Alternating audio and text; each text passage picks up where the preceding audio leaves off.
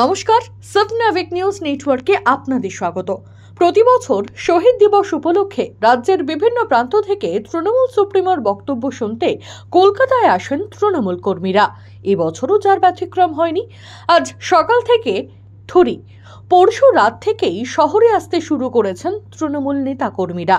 তাদের জন্য বিভিন্ন জায়গায় আয়োজন করা হয়েছে ডাল, সবজি, ডিম ভাতের। এই ছবির পাশাপাশি সিডনি নিউজের পর্দায় ধরা পড়ল অন্য ছবি। দক্ষিণ 24 পরগনা জেলার ভাঙড়ের হাতিশালা এলাকায় বাস থামিয়ে গানের তালে তালে কোমর দোলাতে ব্যস্ত তৃণমূল কর্মীরা। চলুন দেখব সেই ছবি।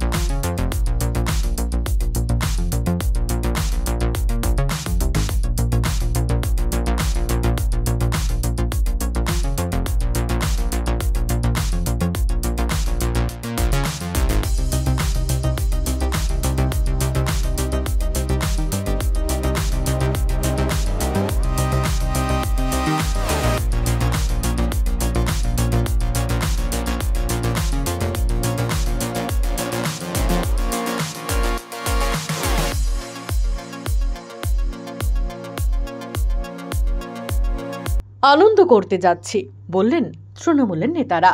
শহীদ দিবস দুঃখের হয়, ম্যানেজ দেওয়ার চেষ্টা করলেন অন্য পাশে দাঁড়িয়ে থাকা আরও এক তৃণমূল নেতা। শহীদ দিবসে এভাবে উদ্দাম নৃত্য প্রদর্শন চলছে, মাইক টাইক চালিয়ে, মানে আনন্দ করতে করতেই যাচ্ছেন। হ্যাঁ, নাচের ব্যবস্থাও রেখেছেন? নাচের ব্যবস্থাও আছে। মানে শহীদ দিবসে নাচটা কি যায়? নাচ তো ঠিক না। কি বলছে? আমাদের 1993 সালে আমাদের নেত্রী যেদিন সভানেত্রী ছিল কংগ্রেসের, যেদিন যে হ্যাঁ, যেদিন যে আমাদের যে 13 জন শহীদ হয়েছিল, সেই তাদের সেই কথা আমরা ভুলিনি আজও। সেই তাদের মানে আত্মার শান্তি কামনার জন্য আমরা আজকে যাচ্ছি, তারা যেন ভালো থাকে।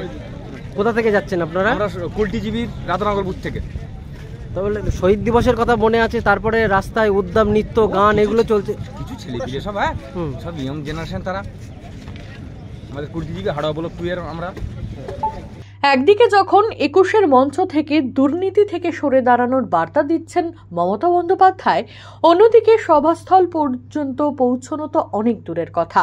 মাঝ রাস্তায় দাঁড়িয়ে পিকনিকে মজে তৃণমূল কর্মীরা, পাত পেরে চলছে নবাবী খানাবিনা।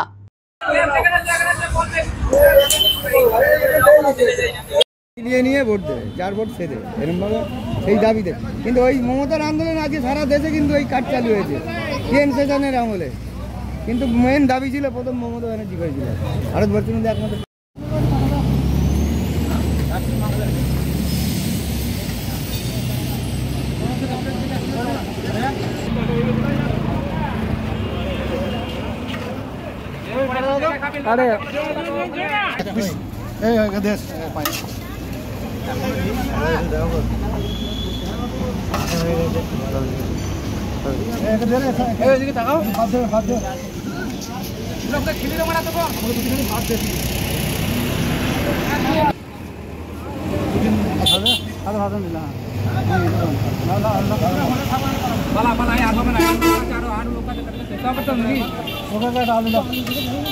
আলু অত বেঁচে দেওয়া যাবে না, এখানে বাইরে পুকুরে দেখাবে।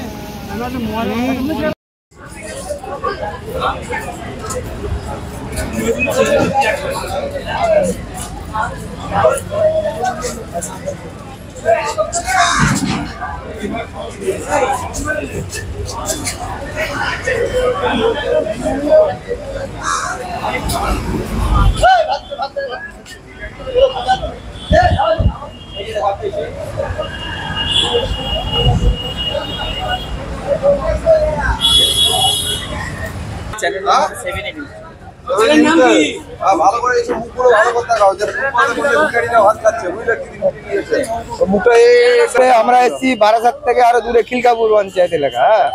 আর সকাল 9টার সময় বেরিয়েছি পেটে খিদে নিয়ে, আর খাওয়া দাওয়া একেবারে রান্না করে নিয়ে চলে এসেছি।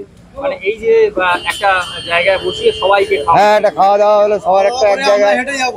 আর আমরা এবারে খাই দিয়ে নিয়ে যদি যেতে পারি চলে যাবো জায়গায়।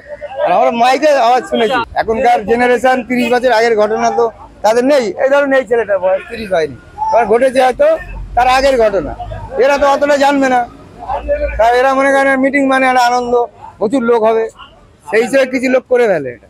কিন্তু অ্যাকচুয়াল এটা শহীদ স্মরণ সভা, শহীদ দিবস। 21শে জুলাই কিসের জন্য এসেছেন কলকাতায়? কত জনই বা বলতে পারলেন 1993 সালের সেই ইতিহাস? শুনবো। 16 জন শহীদ হয়েছিল তার জন্য।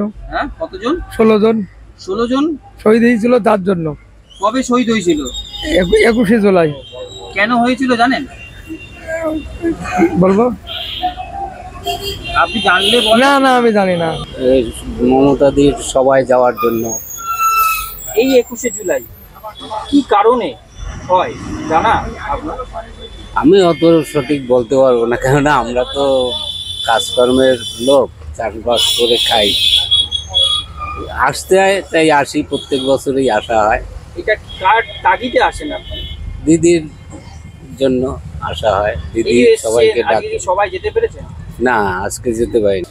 21শে জুলাই কি বলবো, আমি কোনোদিন আসিনি তো। কি হয় জানা আছে? ওই দিদির ডাকা যায় এই আর কি, দিদির কাছে আসতে পারি মিটিং এর জন্য। 21শে জুলাই কি কোনো ঘটনা ঘটেছিল? তা বলতে পারবো না, জানা বলতে পারবো না। আমি আসি। 21শে জুলাইতে এই যে দিদির কাছে আসেন, তা দিদির কাছে যেতে পারলেন না, কোনো আক্ষেপ হচ্ছে? সেটা হচ্ছে অপটেপ হবে না, দিদির কাছে পৌঁছাতে পারছি না। না, আমি কোনোদিন আসিনি। শ্যামল পাল ও শান্তনু বিশ্বাস, সাবনাভিক নিউজ, কলকাতা।